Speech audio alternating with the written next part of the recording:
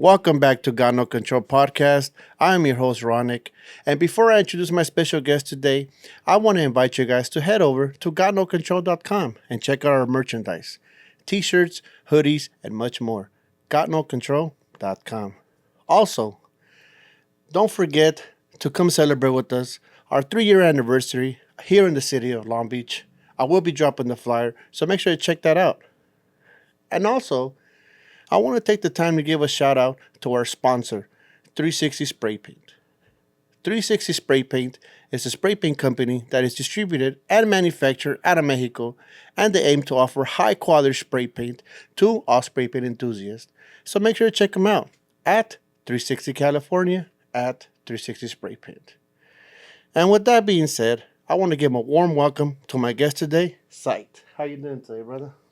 Doing good, man. Friday. It's Friday and the body knows it. Yeah. I just want to thank you for stopping by the studio and, chopping it up with me a little bit today. After us meeting and talking and hearing your story, I was very inspired just by, the ups and downs that you've gone through for this culture. It's something that really moved me, and I'm really excited to be here with you and get into this conversation. And I feel like it's important for the world to know that there could be some serious consequences when it comes to graffiti Yeah. and the culture in general. And with that being said, brother, I want to dive into where is Sight from and what is home to Sight? I'm from South Central Los Angeles. That's my home, West Coast, LA, to live and die in LA. Yeah. And when you say LA, is it LA as a whole or a specific part from LA? To South Central LA, man. Born and raised.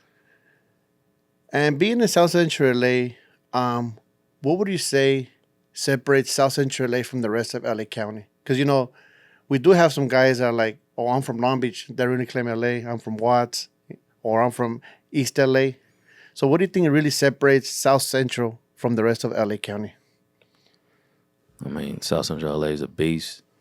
It's like so many gangs, so many hoods Yeah. from different cards, different races. And you got to deal with the cops. And when you say dealing with cops, is it like a harassment type thing? Cops harass us all the time. I mean, all they do is they torment us, they harass us, and we've sometimes got to fight them. I'm a true believer that your surroundings coming up as a kid, as a teen, Mm-hmm. play a big part in the individual that you will become in the future, right? Yeah. Can we talk a little bit about how those surroundings were for you as coming up in South Central LA? Because I'm sure it was a lot different than what it is today. I mean, I'm a 92 riot survivor. I seen that full, up front and close.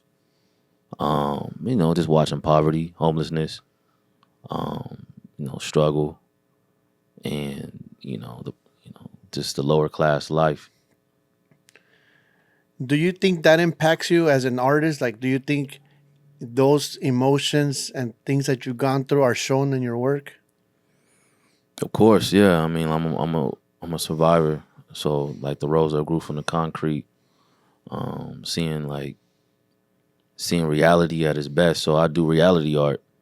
It's more reality than street art.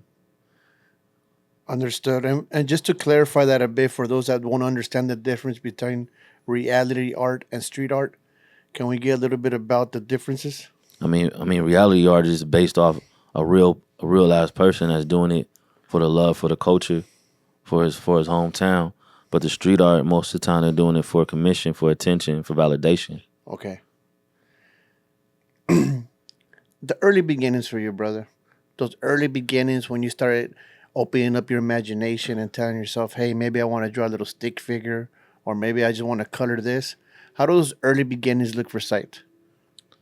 Early beginnings was just, drawing pictures from my mom, coloring books, writing on the walls. Okay. And as far as like those early beginnings when it came to like your utensils, right? Can we say it was kind of like some Crayolas, a pencil, or was there something else involved? I mean, I had the Crayola crayons, the Crayola markers. I used to write on everything, write on toys, dolls, everything. Okay. At what point do you tell yourself, or you kind of figure it out that you want to take artistic, your artistic self to a higher level than just like coloring in a coloring book, or just maybe, drawing something as a child? I mean, I'm always been into drawing and all that, but I don't think that happened until I ran into hip hop and learned about graffiti and everything it represents. To your knowledge, brother, those early beginnings of observing graffiti, right? Those early writings and stuff that you noticed. What was that looking like for you? What was the first type of graffiti that you would notice? You know, the first graffiti that I noticed is like, of course, in South Central, SAPs, MKAs, uh, NCs, the EKs, the UPNs. But when I got out of South Central and started seeing other writers, like people like Air, rest in peace, Gas, Hell, GK, and Cope too, a lot of different artists. Okay, Yeah. you know, watching graffiti, right? Which I like to call it hip hop style graffiti because in the early beginnings it was really impactful by hip hop. Hmm. Hip hop played a big part, Yeah. but aside of hip hop style graffiti, did gang culture graffiti have any influence in you? Of course. I mean, like my first graffiti crew was well, not my first. The first crew was ODD, but my second graffiti crew was BWY, Okay. and they were tag banging, and tag banging was really, really big back then. It was bigger back then. So you had the TONs were big tag bangers, Okay. and a lot of other crews coming up with tag banging. So I think the music and the gangster culture that was popping back then had a strong influence on the graffiti. Okay. You know, everybody knows tag banging by that Fox 11 clip that was put out, I believe, Hmm. in the late 90s. Yeah. Were you around for that era of tag banging? Nah. Okay. I came when it was dying out. Okay. Yeah. What do you make, in your personal opinion, what do you feel made the tag banging kind of die off? I think it's just people change, generations change, Okay. and there's a cycle, there's a clock. I think tag banging will come back, but everything follows a process, a natural cycle of things. Okay. And as far as, gang culture graffiti, right? Like gang style graffiti aside of tag banging, Hmm. is that something you were also noticing and absorbing as a teen? Yeah, I mean, like in LA, tag banging was fluent. It was popping. Okay. I mean, now it's I think what Ventura. Okay. Ventura has a big tag banging culture out there right now. Yeah. Something I didn't expect. Okay. So yeah, shout out to the AOBs. Rest in peace, Search. You know, at what point do you discover? I know you discover graffiti, right, by the names that you mentioned, Mm. but at what point do you kind of tell yourself this is something that I want to be part of, and this is something that I'm gonna devote myself to? I think when I seen the GK Fox 11 special, Okay. and I watched the Cope 2 Kings Destroy video, we watched that like religiously 100 times. I watched those two guys do what they do and how they did it. That was the thing that got me sparked. They're the ones that sparked my journey. Can we talk a little bit about the GK Fox 11 special, right? Hmm. Because for someone like me, I seen it many years after it came Yeah, out, right? yeah, But to be there at the moment that it actually came out, like fresh to the world, yeah. how was that feeling of watching that and absorbing everything that was going on and everything that was being talked about him at that point? I mean, to see the special debut was very interesting and inspiring. That you can exist in and do art on a whole different level. Okay. Doesn't need to be validated. You know, Okay. you just doing it for yourself, for your peers, for your community. Okay. It must have felt great though, understanding that, there's somebody that actually already kind of established in a way out there doing this thing that I want to enter, Yeah. that you kind of get that feeling. Oh yeah, I was ready. I was ready.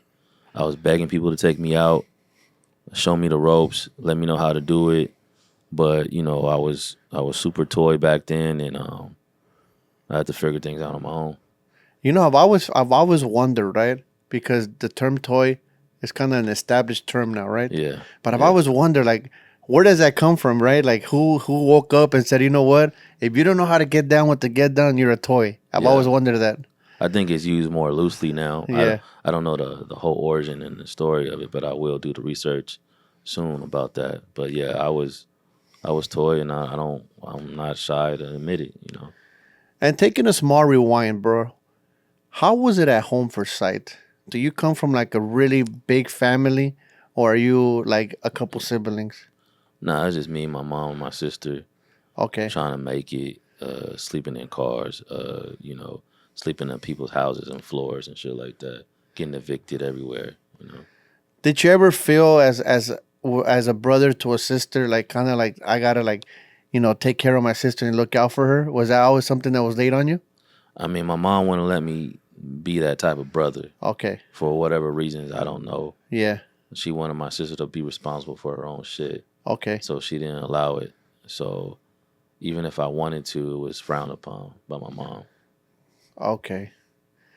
It's those things that I feel like as a child that you go through that kind of mold you, right? Yeah. It's those Yeah. those type of the exposure of like having to go through struggle to achieve, right? Yeah. I've read that there's some guys out there that are very wealthy that say this generation I'm gonna give them everything, Yeah. but the next generation they're gonna be back on the bus Yeah. because that builds greatness. Yeah. And I've always thought that was in my mind. I always thought that was interesting. Yeah. Yeah. And getting back into the graffiti, like at what age do you kind of like say I'm gonna pick out a name, and this is gonna be my name for now? Oh man, I think my first name I used to write was Blah. Blah. Blah from ODD. Okay. And then I started writing Puff. Okay. Then I changed it to Sight later on down the line, and that's the name that I stuck with. And history was made. And does Sight come from a thought, an idea, or is it just kind of like doodling letters around? I mean, Sight was just a name that, like I would talk to people, hang out with people, and they would say I had a lot of insight. So I'll just take take the IN off and just write Sight, Oh, okay, okay. Because I know some guys would be like, hey, I would just put in some letters together on the paper and it just came out. I wish I would have been more creative. But now, after prison, I changed it to Sightzilla. Okay. And where does the Zilla come from? Zilla was just like, I made it through prison. I survived it. I seen so many people die in there. So the Zilla is like an acronym, like a zealous individual living life amazingly. Okay. So I was just like, when I come out, I'm going to live big, amazingly. I'm going to achieve all my goals. I'm going to be bigger than I was before I went in. Okay. So it's like a title I give myself and other people that I see that try and persevere and transition through the bullshit to become greater than what they were. Understood. 100%. Respect. So you start with a name, right? You land on Sight, and how was it coming out, right? Like, was it kind of like I just come out, get straight to it type thing, or did you kind of like have a mentor, or how did that kind of go Like about for after you? prison or before prison? Before as a teen, like because it was Sight as a teen when you came up with that name. I didn't start writing until I was a late bloomer, man. I didn't start writing until I was 18. Okay, so you were already pretty much an adult when you Yeah, started. Okay, yeah. okay. I mean, I would have loved to have a mentor, but for some reason, dudes don't stick together like that. Dudes don't stick together like that. They don't look out for each other like women do. Okay. But my first mentor that I met that took me 2 years to meet him was Search. Okay. You know, now that you know the value of a mentor, right, in 2024, Hmm. would you say it's important for, the new generation to have a mentor? Of course, they're gonna get you, keep you out of trouble, keep you from doing the wrong things, and give you all the game and, and all the shortcuts, so you don't have to learn them the hard way. Gotcha. And at 18, right, coming out, Hmm. you come up with your name and you're ready to, hit this full force. What were you seeing at that point in time? Like, what was kind of like your? I know you mentioned some names, but what was kind of like stuff you were looking at, like around your surroundings, where you were kind of like, oh, I see these guys. Hmm. I mean, I was riding the bus a lot, so what comes to mind today would probably be, of course, Search, Modoc, Chief, FUS, Gas, Clean. Clean was I see Clean a lot, Okay. and then getting back the LOL. The LOL, no, LOLs weren't there yet. I would say, I remember LOL. They used to have some really big rollers. I mean, rest in peace to Deck, man. That was the homie. Rest in peace. Yeah, and I think Sybil was from there at one point too. Okay. LOL. I remember LOL, bro. When I was a kid, I would see the rollers. They used to have some big rollers. They still out there. They still out there. LOL crew still living. Shout out LOL, man. Yeah. Um, and coming out, right? You're catching the bus. Do you, for a long period of time, kind of like solo dolo type thing, or do you kind of have like a road dog, or do you immediately enter a crew, or how does that go about I for you? mean, for the first 2 years, I was doing it, learning the game and on my own, Okay. riding the 24/7 buses, the Vermont buses, the Western buses, Yeah. learning the bus routes. I had the paper schedules all in my backpack. Okay. I got spray cans, skateboards, paint buckets, and then I didn't get I didn't get a road dog until digital came around. Digital Okay. and Gist. Okay. And rolling around the bus, was this still during the bus movement, or was that kind of like already slowing down? What do you mean? Like the RTD bus movement, while you were riding the buses, was this still kind of like an active thing? Oh yeah, of course. Yeah. And is that where you were kind of like actually, well, not actually, but also soaking in game? Like, oh, I see this guy up here, I see that guy up there. I mean, like, Search was my first mentor, right? Yeah. And then I ran into Smack from BMF. Smack. Yeah, Smack from BMF and Charm from Okay. that used to be from BMF, ODG. Okay. And those were my bus mentors. Those were my bus hopping, Okay. bus killing mentors. Gotcha. We'll bus hop 6-7 hours a day. Oh wow. Just bus hopping, straight blades, box cutters, all that.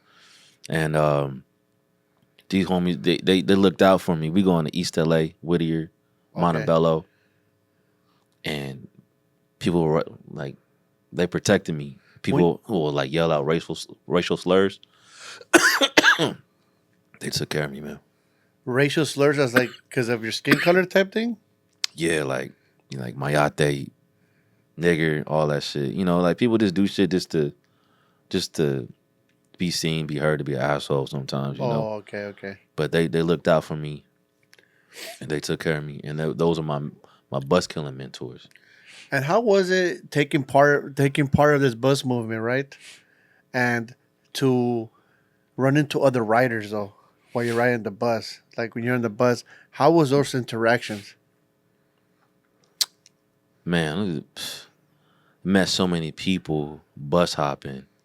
That was so fucking dope. I mean, that's how I met Sadek from LOL. Okay, I met some Nutcase nutcase, from NTS. NTS. I met them.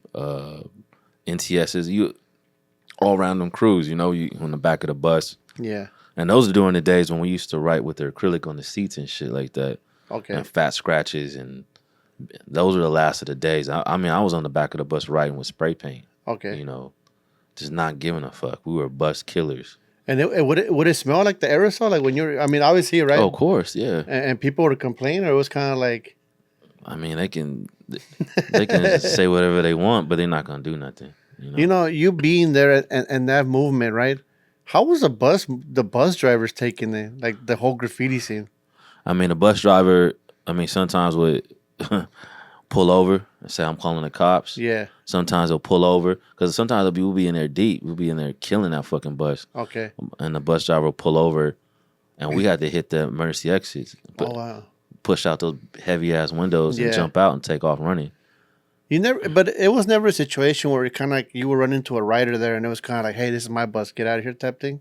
Nah, Okay. nah, nobody. It was Nobody. always a friendly, It was game for all. it was all respect. It's just Yeah. like like, and that's what's dope about the community. Unless Yeah. we had like a difference of opinion or some beef. Other than Yeah. that, like, oh, you right.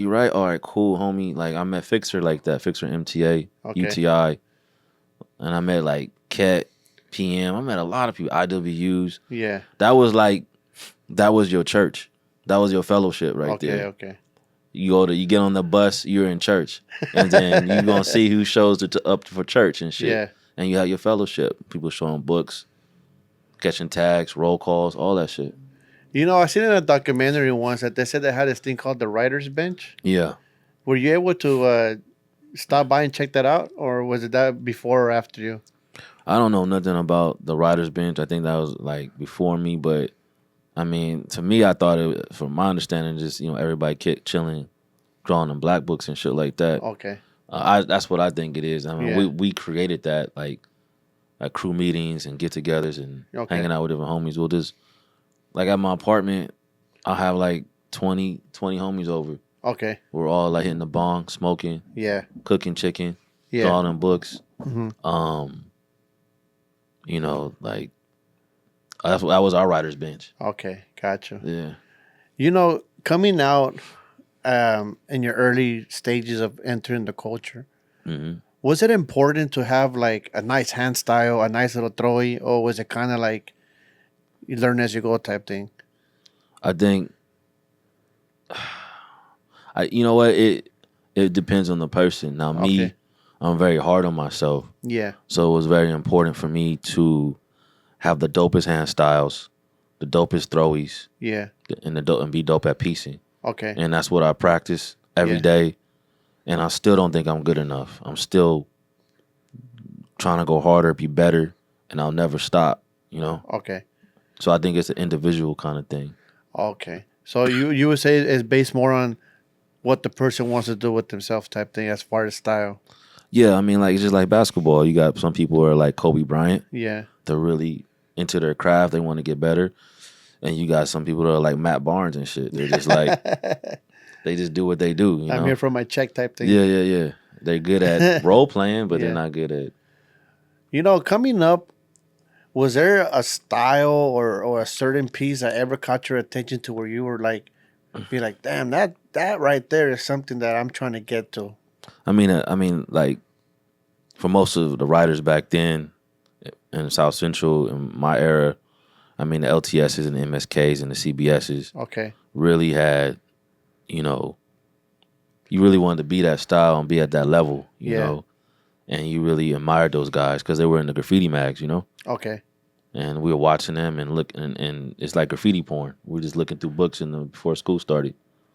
How important were magazines to the culture when you were looking through the magazines? Was this something that was very significant? I think it was very prominent for the graffiti mags because this was before the internet. Okay. So you couldn't go on the computer and find graffiti like that. I mean, you can find it here and there, but not like today. And it was just dope because back then we didn't have access. Not everybody had access to a computer like that, but we Okay. had access to those magazines. Can you share some names of these magazines? I mean, my favorite was Big Time, Okay. Art Crimes. Art Crimes was a magazine? Art Crimes was a magazine. Oh, okay. I mean, I think later on was Juxtaposed, but I think they started putting less and less graffiti Okay. in the magazines. I think I remember that. And the Source had a little bit of graffiti in there too. That was like cool. the source of the rap one? The magazine, yeah. Oh wow, I didn't know they had rap in there. I mean, graffiti in There's there, a little bit of graffiti up in there. like a little section. Yeah, kind of like a Jet Beauty in the Like Jet a magazine or something like that. Yeah. So I wouldn't even look at the article. I'm going straight to the back, looking for the graffiti. You know, you being a writer from the, you could say, early 2000s. Yeah. You know, a lot of people say that the early 2000 writers were like their own era, like a different shifting point in the culture. Do you believe that to be true?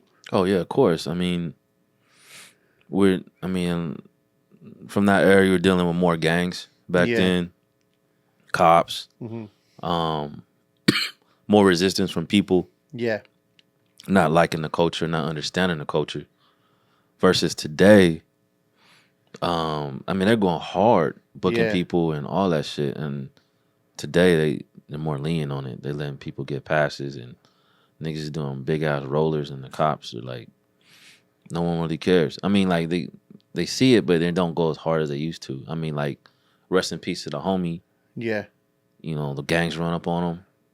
They rolling them up in a carpet, setting them on fire, shit like that. I'm getting chased, shot at. But nowadays, when I go out now, it's so easy as a walk in the park. It's like painting in Atlanta. And why do you think the gang is kind of has so much hate towards the writers? Like, why would they do stuff like that? You know what? I've never been a gang member, so I can't. I have no idea, man. I don't want to speak on speak for gangs. Yeah. So, but I can't answer that question, man. They gotta answer that. Yeah, like to want to hurt someone that bad just because they're painting, it's like, because I've gone through the same situation, but don't get me wrong. Like I've gone beat up by gang members Yeah. for painting, right? But I just never understood, like, what's the problem, bro? I we in the hood. We doing shit in the hood, so maybe they mad about it. I don't know. I really don't know, man. That was, you know. What do you think you could say was different back then in the early 2000s in the graffiti culture from today in 2024? I mean, for sure, like the bus killing. Yeah. We were able to kill buses. Okay. That was the pastime. Now, like, you can't do that anymore. They got the task force and every cameras and all kind of shit right in your house and shit. You know. You know, brother, something that I've always found interesting is like, because I wasn't part of that world of being a writer where the internet wasn't there. Mm-hmm. I came in when the internet was slowly coming in, when you would connect the wire to the phone. Yeah. You know what I mean? Yeah. Little things like that. But when we talk about the internet entering the culture, how impactful was that? Like, was that a tool that you guys will use to your advantage, or do you think it slowly kind of started destroying the culture? I think that it just changed the way the culture shares the graffiti with itself, because I mean, you have 50 millimeter, Yeah. you had LA Crews, you had a lot of smaller websites that were promoting graffiti. And I think, like, ever since the 70s, people have taken pictures of their graffiti and shared it with each other, you know, and I think the internet just put it on a broader scale. LA Cruz, what was that? Is that kind of like sort of like 50 millimeter? That was like a website. I don't know I don't think it was like 50 millimeter, but it was a website that had all the LA crews and what they stood for, like what the meaning of each crew was for. So if you had like a, I don't know, like a DOD, do or die type thing. It had every crew in LA, like, and what it meant. So it was dope to go in there and see that your crew was on there. Was 50 millimeter something impactful for you? Like, were you part of the 50 millimeter culture? Like, did you have a page on there and stuff? I didn't have a 50 millimeter. I don't think I did, because I didn't have an AOL account. It was AOL. Oh, okay. And I wasn't into computers like that. But when I was doing graffiti, I wasn't even taking pictures of my stuff. I was just I was just doing it because I loved it. I did it for me, you know? Gotcha. I know you mentioned that later on you met Serge and he kind of became a mentor for you. Yeah. You know, Serge is a very impactful guy in the culture, right? Yeah. Especially for stickers. He's a king. Can you take us into, like, knowing him, for those that know of him but don't know him? Like, how was Serge? Search, man. He was king of the stickers, man. He was the gentle giant, but he was real. He'll take care of you. And I remember this dude. He kept books on him and lots of stickers for different surfaces. Oh wow. Eggshells for this surface, a different type of sticker for that surface, a different sticker for that surface. He had this book that he carried around where he would collect everybody's tags in it. Okay. And then he had a book where he had everybody's throwies in it. Oh wow. And like he collected people's, he was like a graffiti connoisseur. He collected tags and bombs, and he would do other. He has so many stencils. He'll do stencils for a lot of different people. Okay. He did about 3 or 4 for me and a lot of other people. And he would hand cut them? We did all our stencils by hand, man. Okay. We'll be sitting in there. Like, he showed me how to make the stencils. Like, I know the formula. I don't want to give it out, but we'll sit there and make stencils for hours and make stickers for hours and hours and hours. And then we go hit the streets. And we go hit up streaks and stickers. What is something, if you could share something that he not probably, but something that he might have said to you or something that he might have done, that's something that you remember to this day very clearly? I mean, Search didn't, he didn't hold back, man. So, I mean, when we first met, he was just like on some, I seen you up, but you gotta stop fucking spot jockeying. Everybody wants to beat your ass and fuck you up because you a fucking spot jocker. Yeah. You need to stop doing that shit or you're gonna get fucked up. And I was like, all right. So I came into the game. I didn't know the rules. I had to teach myself. Yeah. So I wanted to search. Search told me a lot of the do's and don'ts. Like, don't be acting cocky. Don't call yourself a king. Okay. Be humble about it. Don't be thirsty to get in these crews. Let them come to you. Kind of like, hey man, what I gotta do to join the crew type thing. Don't do that. Kind of just like let it happen. Let it happen. Let it happen. That's what he used to tell me. He's definitely missing the culture. Oh yeah. He's way before my time. I didn't even get a chance to meet him, but my respects to him, and may he rest in peace. Yeah, Search, rest in peace, man. And at what point do you join the UPN crew? The UPNs were up at the high school, Washington High School, and they used to stand out in front, and I'll be hanging out with them. Okay. And that's how I met them. I met them, and they were out doing rollers and shit. They were out doing rollers in the 110 freeways. Okay. They were out painting already. They were the artistic side of graffiti, okay, which was much different from what I was used to with the BWIs. The BWIs, we were driving around looking for people to fuck up. Taking people's paint. No, not even that. Like jumping people, knocking people's teeth out with hammers and shit like that. Okay. And when I got into graffiti, I was like, man, I'm into the more artistic side. Yeah. So when I met the UPNs, they started me on my job. Well, they first inspired me. And how was those early introductions? Was it kind of like, hey, man, I paint too type thing? Or was it kind of like from a friend to a friend, the introduction? Nah, just that weirdo. I just started standing by them and shit. And they were just like, okay. And then after I stood by them for so many days, they're just like, all right, this dude's probably kicking it with us. Okay. Because a lot of them didn't want to hang out with me. They were just like, this weird black dude, this toy.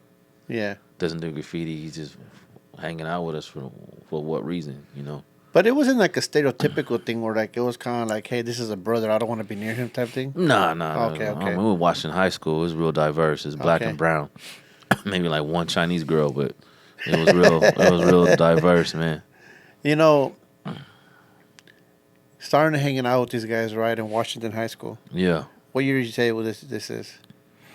This is 2000. This is early 2000. Early 2000. Yeah. But I kind of what point do you kind of like get asked to join? Is it like a long period of time where you kind of got to show your like how true you want to be to this type thing, or was it kind of like, hey, let's just start hanging out and? No, it was just nobody was trying to like get me in the crew. I was toy, so I was going out there on my own. Yeah. And then I asked one of the homies some UPN to be a lookout for me. I hit this spot in Washington, my first spot, Washington in Yeah. Normandy, and jail had it, Okay. and I hit it, and I think one of the homies just saw me going out, saw how serious I was. He saw my Okay. potential, even though I was super toy, and the homie Level like really believed in me and shit, and it was just Shout out like Level. gave me a chance, like come on, get in this crew. And even though I was in that crew in the beginning, I was still toy, and nobody was trying to paint with me, man. You know. So you had to kind of like develop your style and kind of like show them like, hey, I'm about this. I'm not going nowhere. I had to be like on some Kobe Bryant, Bruce Lee shit. Like Okay. I had to like really teach myself Yeah. because nobody was gonna do it. Nobody's gonna. I had to, and still to this day, I have the same mentality. I got to teach myself how to get better. You know, and that's something that I feel like the general public don't understand. Like graffiti's not easy. Yeah, Like you got to start by getting can control, which Mhm. that could take you anywhere from a couple months to years to get Yeah. real persistent can control. hmm You got to know how to flow letters. They got to make sense. yeah, Blend colors, Mhm. backgrounds, characters, cuts, yeah. details. So it's not easy, right? Nah, Then nah. people make it seem like if you know how to do it, Yeah, whatever. But not understanding how difficult it is to even have your own style, you know? yeah. I mean, like, it's the letter bending, letter contortionist. I mean, whatever you want to call it, it is a skill. Yeah. And then a lot of people, don't think it is, but that's not something you can go to school for. That's not something you can learn in a day or Right. in a college course. You got to really put in time and effort and repetition. And put in some type of work, right? Yeah, You know, Yeah. I still get excited when I go somewhere and I see an old head come out. Like someone like in their 50s coming Yeah. out with a can, like, all right, watch out real quick. yeah. Nah, it's always dope to see the generations before us still active and doing their thing. Like we see Chaka back in action. Yeah. That's dope to see. Cope 2 is still doing his thing. Yeah. Tumor is doing, Yeah. Tumor's coming back out. Mods and them, Oiler, Jail's back out from TKO. And No Mas, this is my, dude I've been known for like 20 years. Seeing all these heads come back out, and Yeah. it's inspiring, man. It makes me want to get back out there too. You know, I know behind camera you told me that at that point in time the females that were painting graffiti hmm inspired you Oh to yeah, a certain extent. yeah. How was that like watching females doing what you're doing? Kind of like, oh damn, they get down with this too. I mean, like it was very inspiring and humbling at the same time because I'm like, damn, some of these girls are better than me, Okay. and I gotta get better than them. I can't let them get outdo me. Yeah. So that they were inspiration for me to get better. I was just like, damn, if a girl can do it, I can do it too. What are some of the girls, if you don't mind sharing, like what are some of those girl writers that you were see out there when you were out there? The ones that inspired me, the girls, was probably like Gel for sure. She's the top of my list. Yeah. You said jail? Gel from Okay. TKO. Jerk. Okay. Jerk. She's from CBS now, but I thought that was a dude for a long ass time. Okay. Sherm from I think it's WGS or GAW. Okay. Sherm, Pearl. Also, there was a few of them. I thought Yeah. you just got named like one or two. Nah, like Gel. I would say my three is Gel, Jerk, and Pearl, man. Okay. Yeah. Shout out to all three of them. Oh yeah. My hat goes off to him. You know, I could kind of relate to what you were talking about earlier, right, bro? When you're kind of like your early beginnings, right? Yeah. And you show up with your cans, and you're like, oh yeah, I'm gonna do my thing. And then you Yeah. get to the yard or whatever, and you got these guys burning, bro, like just straight Yeah. dropping straight, sick ass burners, right? Pieces, and like you're just like watching them, Yeah. and like it's kind of like, hey, bro, I kind of want to bring on my paint. Yeah. You know, I remember going through that as a child, like 11, 12, where I would go to the yard, you know, with my paint not being fully developed yet. And watching the elders paint, and I'm just right there like, oh man, Yeah. it brings back memories, you know. Yeah. I mean, when I used to go to the Belmont Tunnel Yeah, and see all the OGs down there painting and Yeah. shit, and it was embarrassing, man, because I was nowhere near that. Couldn't paint nowhere near that, yeah. and just watching them paint and shit. and how way doper they were. How was that experience for you, bro? Belmont Tunnel. I think I got the last couple years of Belmont, Okay. last 2 years before Okay. they Tore it down. built apartments right Yeah. there, walking inside the tunnel and all that shit. It was dope, man. It was like a little playground. Okay. And then you get there and you see all different kind of crews and different people painting at the same time. It was like a nice yard, legal yard that was for us. Did you ever have the opportunity to witness a battle down there? Like anybody battling? Nah, I wasn't into the scene that much like that. Okay. I just saw a lot of OGs down there. I can't remember their names, but they were K2Ss were down there painting a lot. Okay. OTRs. Okay. Yeah. Was battling important in the early 2000s? Like battling among crews or other riders versus rider? Was that a movement? I don't know if it was important, but there was a lot more battling going on, especially on the south side of LA. Okay. You had the LAPDs were battling the J2Hs and the BSs, and Okay. we were battling ourselves, and the WAI TKO battle was legendary too. WAI TKO. Yeah. Damn. Yeah, What's some of the stuff that you could share about that battle? Some of the stuff that you probably seen or I mean, they had this. I mean, a lot of them were doing rollers. They were both crews were doing rollers. like top to bottom? Huge ass rollers. Oh, man. damn. WI had they doing their rollers. TKO did a lot of rollers, man. Yeah. That was a dope battle. But you don't get that like that anymore. By any chance, do you know who won the battle? That I don't know. Okay. I want to say I know, but I don't want to put nothing out there. And then they start, hey, bro, Yeah. I hear you. The movies, I guess you could call them movies, the war movies that TKO were putting. Yeah. Those are very influential. Those were one of a kind, man. Those were very influential and for those me. made history. Those made a lot of history.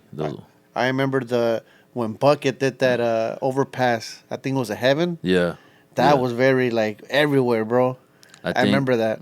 I think I was locked up. When that one came out. He did it broad daylight, bro. Yeah.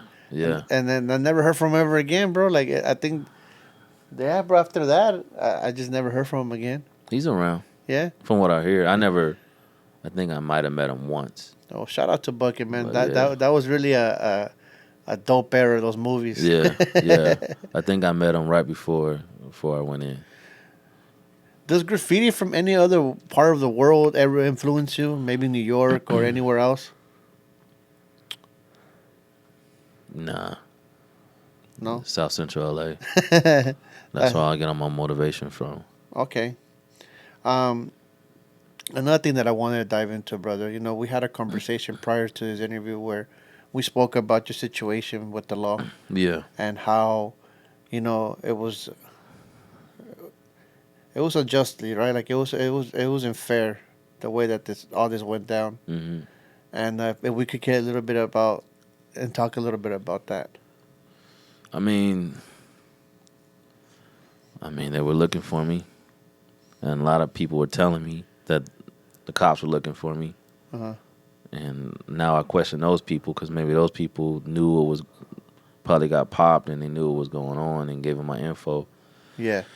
But I had a lot of people telling me the cops were looking for you. I didn't believe it. But, they finally found me. They raided me.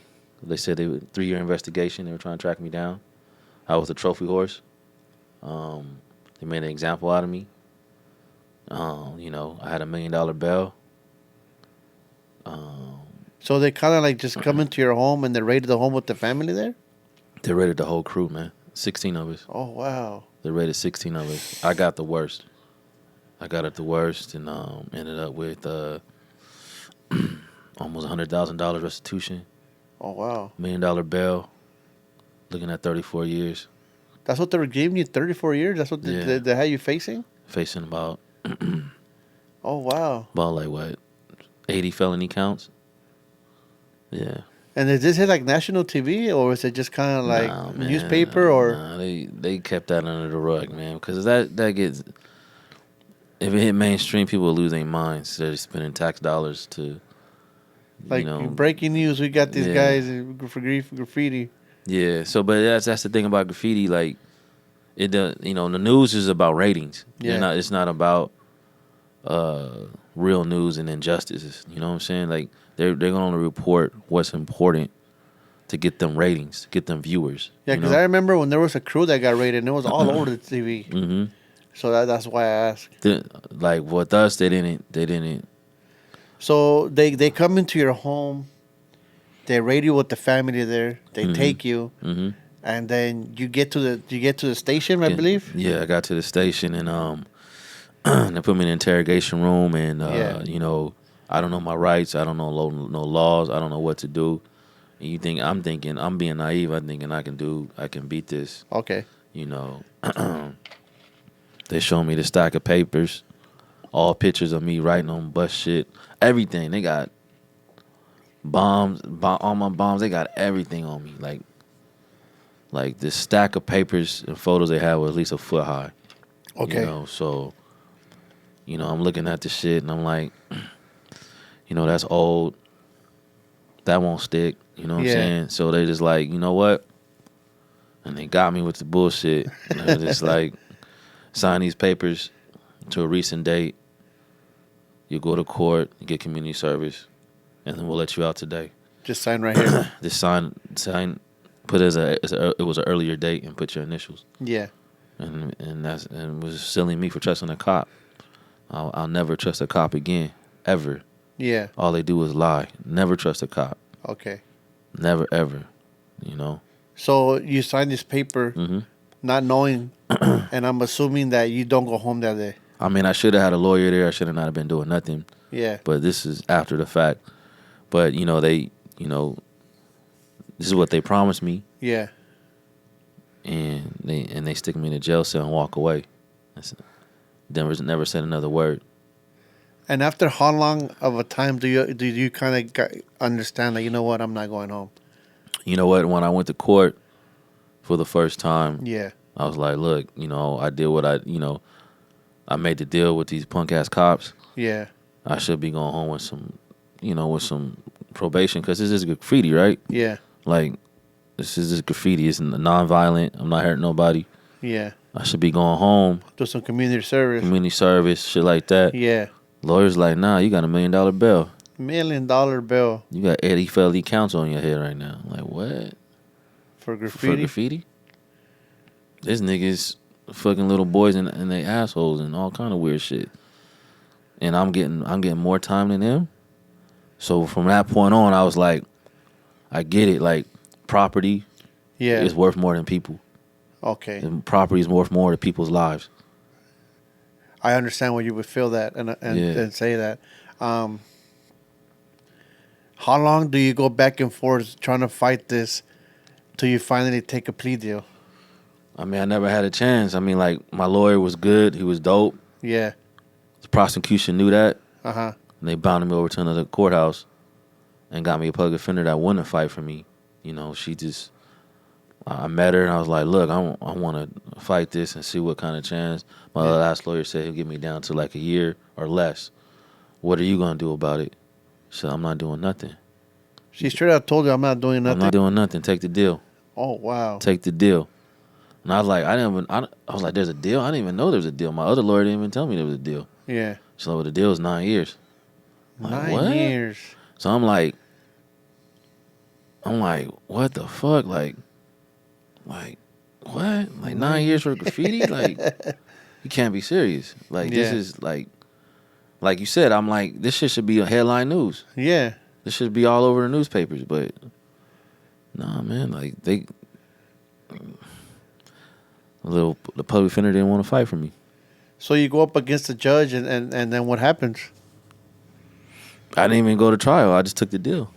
You took the 9-year deal? I took the 9-year deal because I was just like, she was just like, she just got in my head. She was like, we can take it to trial right now and fight it, but if you lose, you're gonna do 17. Oh, wow. Because I was looking at 34 years. But she's like, if you take the deal, Yeah. and you're on good behavior, you can get out in about 5-6 years. So she was like, well, you want to do 5 or 6 years, or you want to try to risk it and do 17? How old are you at this point? I don't remember how old I was. Old enough. Old to enough get to be facing 34. Yeah, man. So I'm like, can I go back to my cell, my bunk, and think about it? She's like, no, you got 5 minutes. And this is Damn. and this is the shit that they don't show. The public don't see. They don't show that on TVs. How these public pretenders will not fight for you. All they want you to do is take the deal So they could get their check and go home. so they can go home.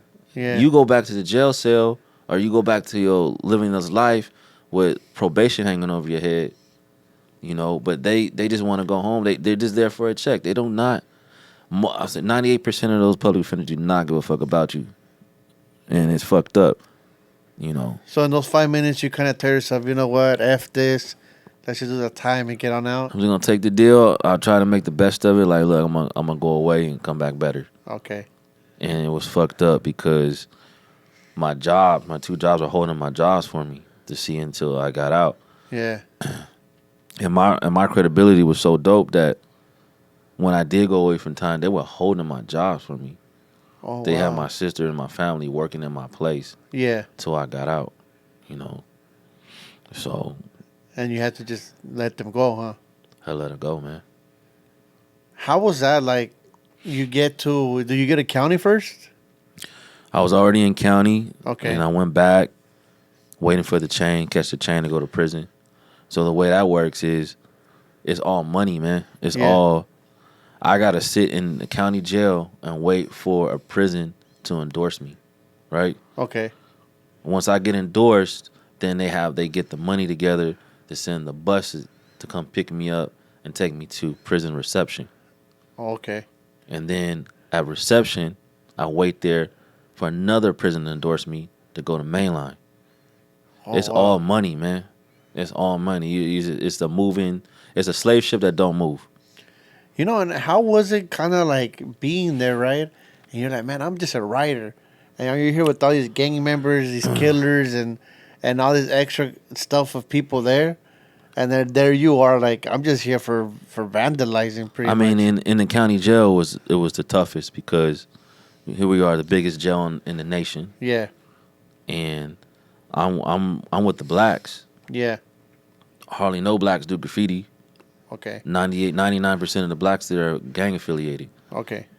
I'm a non-affiliate, which is the worst label you can have in Really? jail and prison. Hell yeah, non-affiliate for a black, that's the worst label you can have. You don't ever want to call yourself that, but that's what I was. Okay. Because when I got to prison and I was celled up with a blood from Swans, Okay. he was like, don't ever call yourself that. Like, say you a player, drug dealer, something, but don't call Yeah. yourself a non-affiliate, Okay. Yeah. So it was kind of hard to have them understand that, hey, bro, I'm just a graph writer. Yeah, nobody respect. They kind of looked at whatever type thing. And gang members don't respect graph writers Yeah. like that unless they were a graph writer before, And does it get more serious when you get to state prison? Like, was that like a different level, or was it kind of like more neutral and calm over there? Prison is easier than LA County. LA County is like the worst Okay. place. There's fights every day, all day. I'm watching niggas get stumped out. I'm watching sheriffs purposely send gang members to the dorm where all their enemies at, and watching dudes get stumped out. Oh, wow. They doing that shit on purpose. Sheriff deputies to Oh. protect and serve. Yeah. They're in there watching from the back room, watching people get beat up. And getting to state prison, right? Obviously, I don't want to get too deep into it, but there's politics involved when you get to prison. A lot of politics. Depending on where you at, this is California, Yeah. state California politics. So you got to deal with the politics. Reception got their politics, and then mainline got their politics. How was it when you would run into other friends or writers that would come in and that would see you? Because some of them can't say hi to you, right? Yeah, like in reception, you can talk to Southsiders and Serranos, Yeah. But when you get the mainline, that's a no-no. That's done deal. Can't do that. But what's crazy is, like, you could run into a childhood friend that you've been knowing since you were a child. Yeah. And you guys are not gang related, but yeah, you guys gotta just kind of like the nod, like, hey, all right, man, I see you. It's the politics, man. Like Southside and Surrounds can't talk to me, and the Peckerwoods can talk to. We can. I can talk to the Peckerwoods, Yeah. but they can give us food, but they can't take food from us. Okay. Then you have the skinheads. Then you have the others. The others Yeah. were just people that didn't want to be affiliated with any other card, or mostly the Pacific Islanders and Asians and shit like that. And throughout your whole time, right, that you're serving your time for this stuff that's just not fair. Yeah. How was the graffiti community treating you at this time? Were you getting love from them? Like, were you getting mail and stuff like that? The graffiti community showed me love, man. Like they gave me life. They Okay. kept me alive in there with all their letters. You know what I'm saying? And Tahoe, much respect to him, much love. That dude sent me Jet magazines, double XL magazines. He kept me good with magazines. Spunner was sending me books. Other people were sending me mail every day. Search, my crew. People putting money in my books. Yeah. Like there's people telling me that, like, hey, there's some people that don't like you, Okay. but they don't like what happened to you, and they still put money in your books. Okay. So when I heard shit like that, like, this graffiti community is bigger and deeper and more connected than we know. Yeah. You know, like, how does a person that don't like me Putting money in put my money on my books? So, like, Yeah. and shout out to whoever that was, but that's love right there. That's graffiti love. Your first phone call when you find out, like, all right, I'm going down. How was that first phone call for you? I mean, when I got the time, the first person I called was my mentor, Search, my big brother. Yeah. And, he was upset. And, he was really upset. It brought him to tears. And I never heard him cry before. I never heard him that upset, that hurt before, when he got the news that I was going away. And that dude right there was one of the realest dudes ever. Rest in peace, Search. That dude wrote me every week. Man, shout out to him. He wrote me every week. What after serving this time, bro, for what happened, right? The ordinary person would have kind of just like been like, all right, I'm gonna just keep my life going and leave the graffiti in the past. Yeah. That's how I feel. Yeah. What about the culture still kept you when you came back and you still devoted your time to go back at it?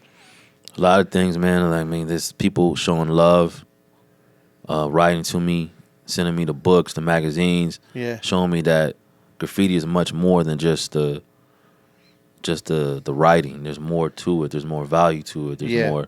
There's something more to it. And plus, I got all this time. I was like, I can't stop now. I'm not gonna let these fucking cops win and this system win. I'm gonna keep going and say fuck them. They can never stop me. Yeah. So No, that's a powerful statement there because, after doing and seeing all the stuff you've seen in there, right, and going through the stuff and whatnot, and to just come back and be like, you know what, the system ain't gonna beat me. I mean, I went through a rites of passage in that shit. So prison was a rites of passage, and it's a rites of passage for, unfortunately, most young men that go in there. Yeah. And I went through some shit. I seen some shit. I had to deal with shit, and I came out a whole different person. You actually see the belly of the beast in prison. Okay. Something else I wanted to get into, brother. I know you have an album of spoken word. Yeah. Can we talk a little bit about how that came about and the idea? How did the idea form for that? I got 2 albums. Okay. Graffiti Motivation 101, and then I got another one, Mark 7, Graffiti Lounge. Okay. The first one I did, I had COVID, and I didn't think I was going to make it, and I wanted to articulate graffiti. If I wasn't going to make it, I wanted to articulate it for people that came after me. Or It people hit you that bad? Yeah. Hit me that bad. I didn't think I was going to make it. So I wanted to leave something behind for my kids to remember me by, and understand my love for graffiti. Okay. And I also wanted to articulate it because I never heard anyone articulate graffiti and break it down and explain it in so many different ways and from so many different perspectives. Okay. Did you ever feel any type of pressure, like, damn, I'm gonna put this out and I might get some like negativity from it, like people not like it? There was that ever something that ran through your mind while putting this together? Nah. I was Okay. just like, this is what this is what I love, and I'm gonna put it out there. And, hate it or love it. Um, YOLO. You only got one life, Yeah. and no matter what you do, somebody's gonna hate on it. No matter what you do, somebody's not gonna like it. So I did this for everybody that's for it, for graffiti, that love graffiti, that understand graffiti, and for the people that might have the possibility of being able to change their opinion on it. And how was the feedback, if you don't mind sharing? How was your feedback after putting it out?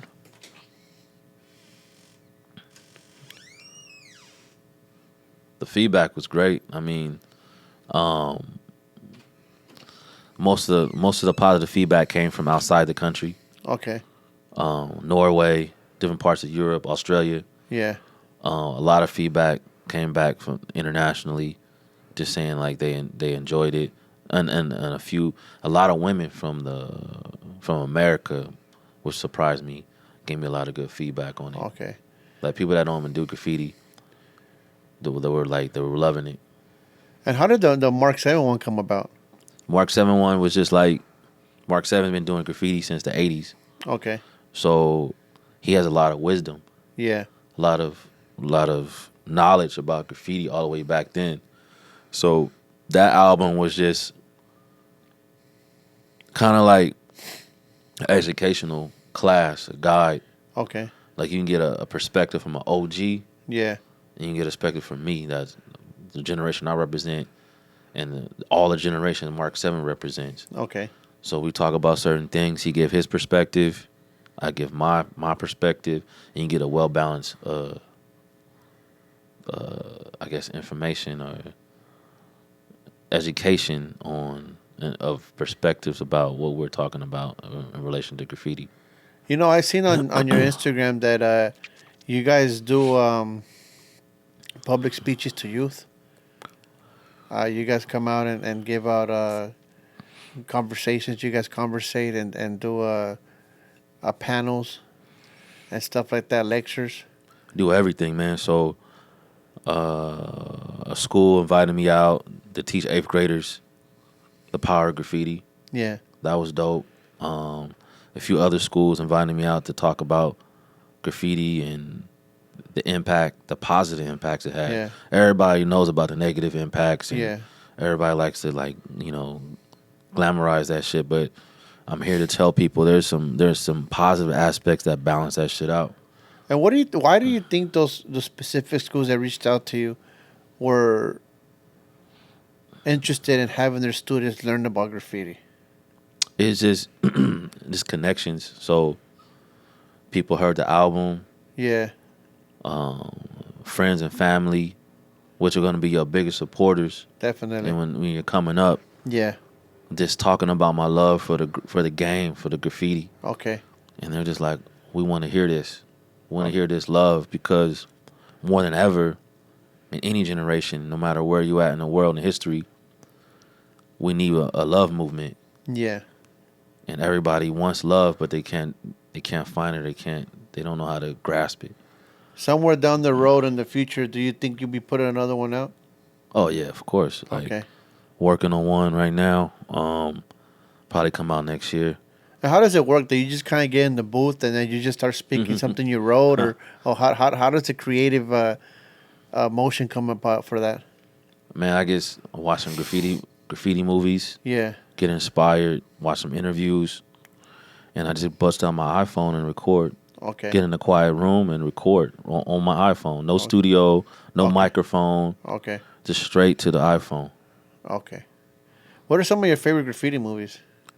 Graffiti movies, shoosh. You know, I know they just put one on called Vandal.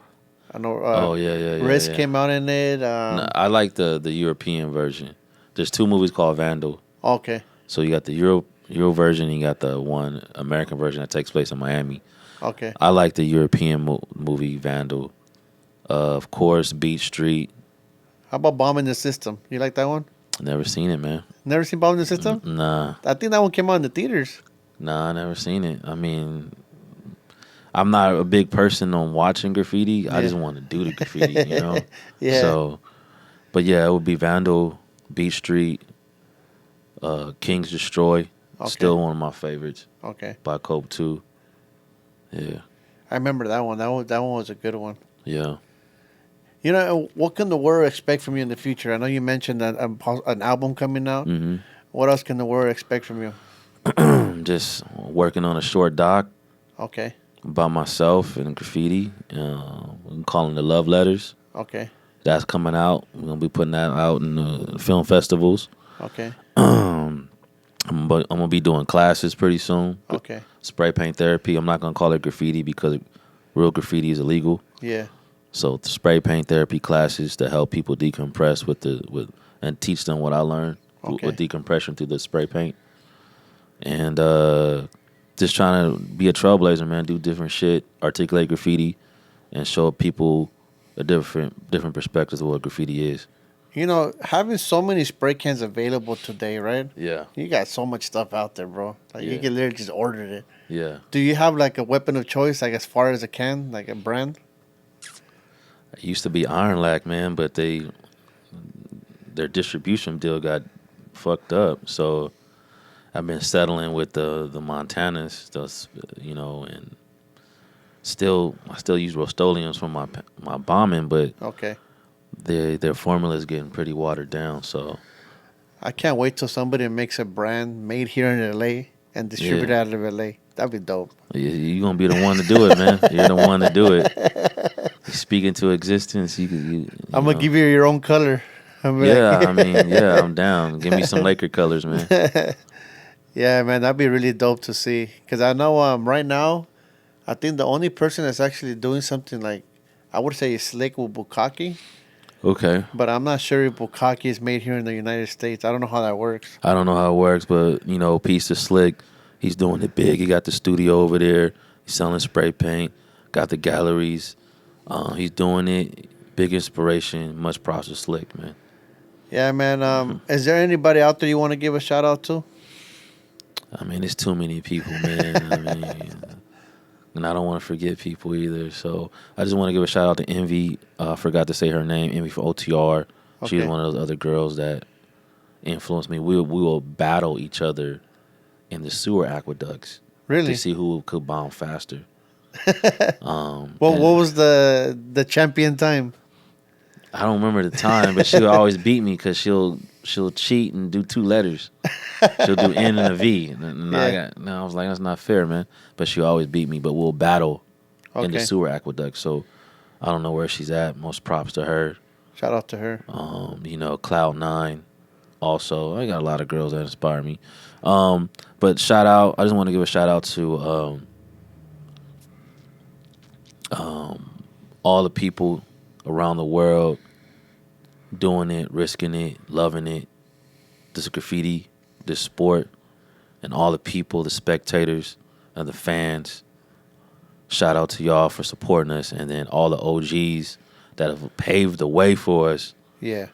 and made this possible for us to do what we do, and the ones that really want to get back out there but they can't.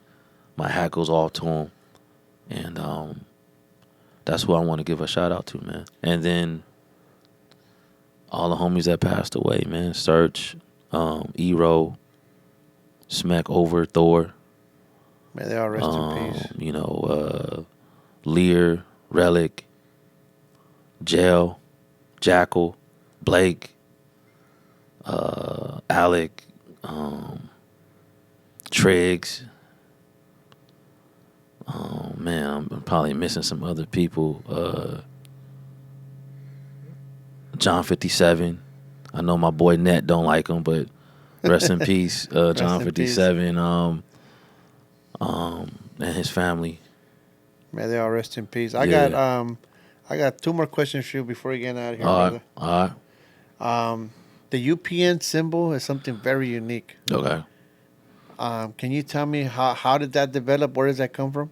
I mean, I don't know the real history, but I can give you the version that I know, and basically, when UPN was created by another crew called W2K, Yeah.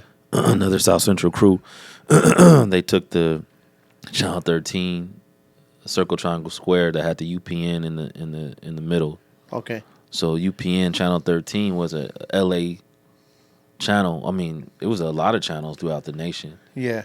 And we took the circle triangle square, and it represented UPN, and it evolved to be something more. Okay. Yeah. And obviously, you guys were the first to use it because I know you got people like Squid Games and all this other Yeah, stuff. yeah. We were the first to use it. Not the shapes, but in that way. Okay. Because I think Sesame Street was probably using the circle triangle square first. Yeah. But we were first to use it in that kind of way. Squid Games came like 30 years later. And then before much love to Love Crew, we were doing it before Love Crew 2. And yeah, man, and there's a few other crews that use the shapes too. Much love to them. Don't got no hate on them. There's other crews that use the shapes. Besides the Love Crew, there's other crews that use them. And before we get out of here, brother, what can you tell that kid that might watch this or might just want to enter the graffiti culture? I would say this: if you want to get into it, find you a mentor. If you can't find a mentor, then you gotta settle with me. Just hit me up. I'll show you what I know, so you don't go out there blind and make the same mistakes that I did. And you can learn from me and become way doper, way fresher, and more sucker free. Man, again, brother, I want to thank you for coming here and chop it up with me for a minute. I appreciate you stopping by the studio. Yeah. And to anybody out there, make sure to like and subscribe. Follow us on Instagram. Check out gotnocontrol.com. Check out the merch. Follow site. Yeah. And drop a comment. You guys want a part 2? Let me know. Yeah, let's go paint. And if y'all got questions for me, I can answer in the next interview. Until next time, we're out. Peace.